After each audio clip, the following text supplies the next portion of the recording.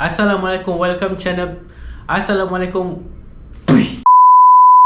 Teknologi drone ni sejak beberapa tahun yang lepas dia dah semakin maju. Jadi ramai orang yang menunjukkan minat untuk memiliki drone. Malah ada orang yang dah mula, ramai yang dah mula gunakan drone ni sebagai satu equipment untuk dia janakan pendapatan sampingan atau pendapatan yang tetap. Tak kisah umur, yang muda ataupun orang yang dah berumur pun dia dah mula gunakan drone ni sebagai pendapatan.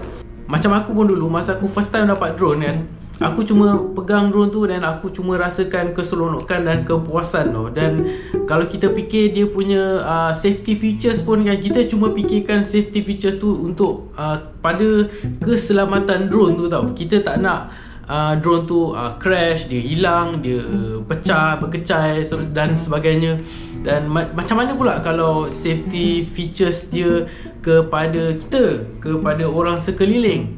Dia sebenarnya dia dah ada dah safety features ni semua kan, kalau terhadap kita, terhadap orang ramai kan. Tapi selebih daripada tu, kita kena pakaikan akal fikiran kita sendiri. Jom.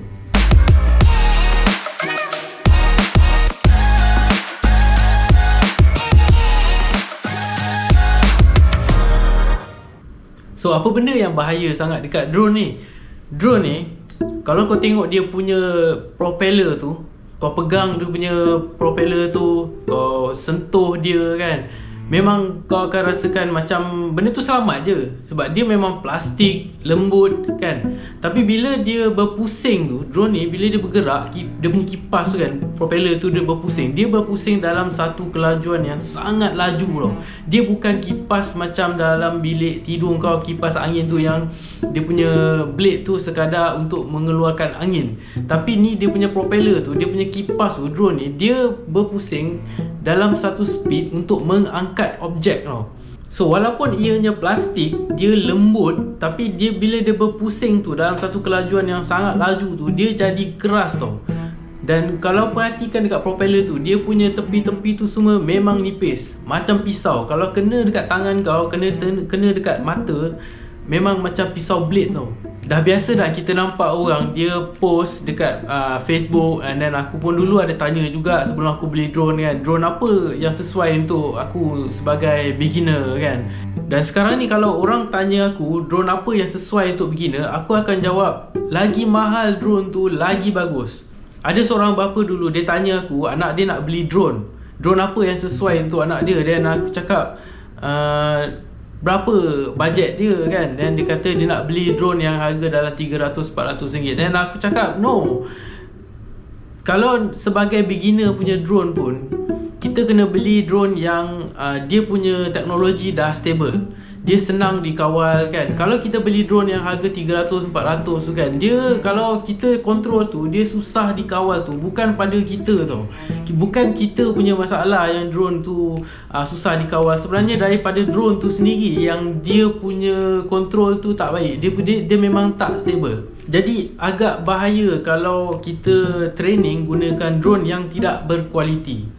Korang boleh pergi Google, aku tak nak post gambar berdarah-darah dekat dalam video ni kan. So korang boleh pergi Google, korang search sendirilah, korang tengok sendiri macam mana teruk parahnya orang yang kena drone ni. Ada yang sampai mata buta, kena anak dia punya muka, anak dia masa dia fly tu, anak dia duduk sebelah kan. Biasalah benda-benda macam ni dia akan menarik perhatian kepada kanak-kanak. Dan aku pun suka juga tunjuk benda ni pada anak-anak buah aku.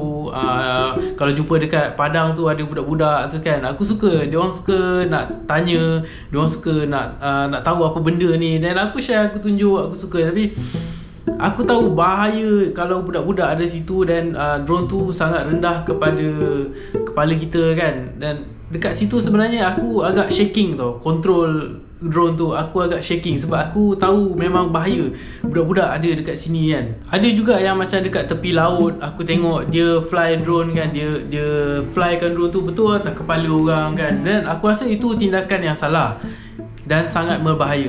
Jadi tolonglah, kalau kita ni ada drone kan, kita macam mana sekalipun kan, drone ni kita nak practice ke, kita nak take off ke, kita nak macam mana sekalipun kan, tolong pergi dekat tempat yang lapang dan kurang orang, dan cuba terbang tinggi sikit daripada orang. Dan itu sebab kita kena pakai satu drone yang teknologi dia dah stable macam aku cakap kan. Jadi kita senang nak control dia, kita boleh nampak dia dekat mana. So korang ingatlah satu benda, kalau korang nak beli satu drone untuk korang practice beginner ke apa benda pun kan, terpulanglah bajet korang berapa, tapi yang pada pendapat aku drone tu lagi mahal lagi bagus. Dan tolong jangan bagi anak-anak korang main drone lah, sebab benda ni memang bukan untuk budak-budak.